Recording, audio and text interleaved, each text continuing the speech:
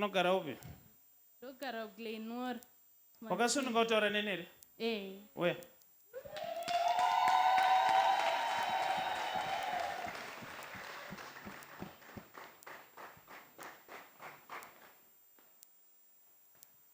No, the reason why ndakuprofita inyaya yekuti pane zvandoda kugadzirisa. Amen.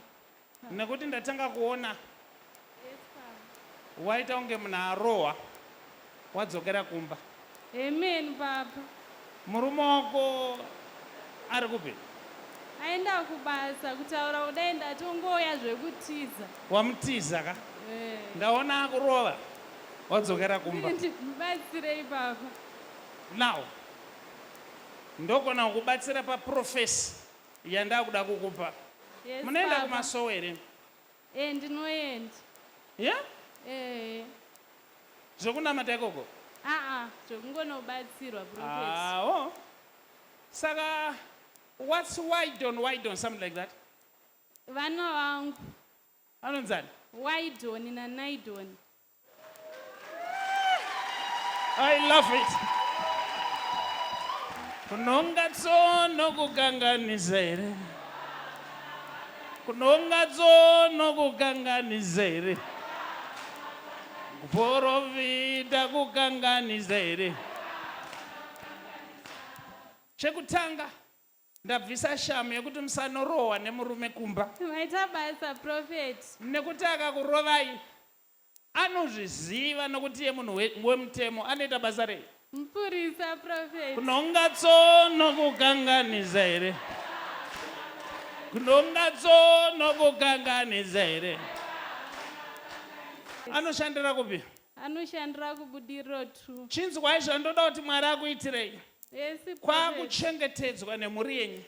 Yes, Prophet. Maita basa. But listen to me now. I'm about to tell you something.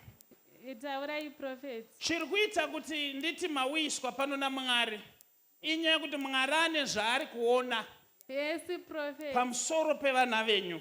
Yes. Nokuti ndaverenga vana mazita amataura pandaona vanakomana, ivo vanai.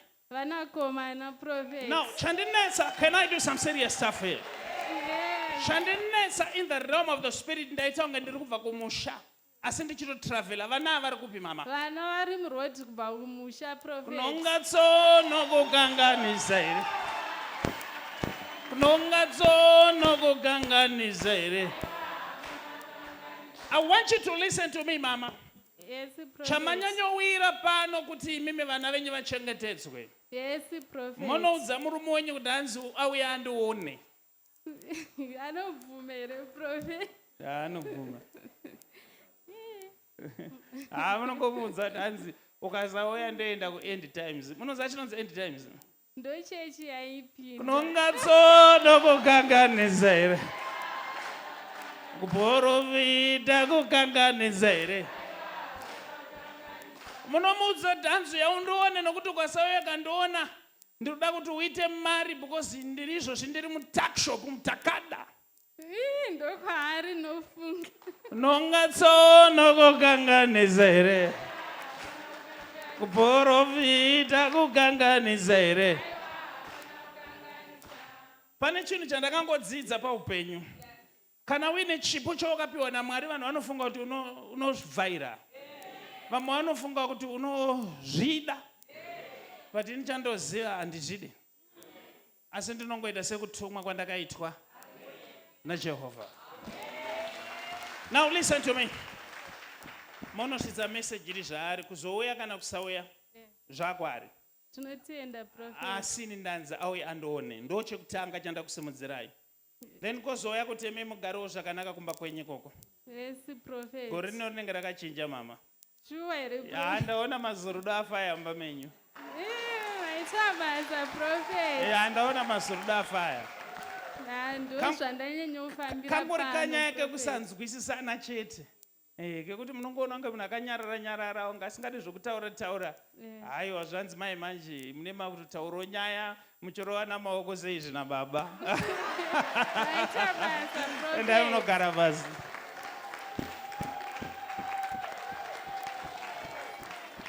How many people are ready to see God in action now?